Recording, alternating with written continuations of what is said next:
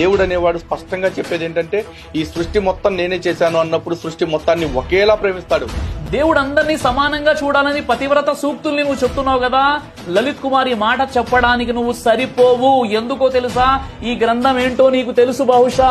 మనుస్మృతి, వర్ణ వ్యవస్థ, ఏ విధంగా వర్ణ వ్యవస్థని ఇక్కడ తక్కువ జాతి వారిని ఏ విధంగా నీచంగా చూపించడం జరిగింది. ఈ బుక్ గురించి చెప్పినట్లయితే నీ జీవితం సరిపోదు. అన్ని రెఫరెన్సెస్ నా దగ్గర ఉన్నాయి. కాబట్టి సమానత్వం గురించి, ప్రేమ, జాలి, దయ గురించి మాట్లాడడానికి నువ్వు గాని నీలాంటి వ్యక్తులు గాని సరిపోరు అన్న విషయాన్ని గుర్తుపెట్టుకో.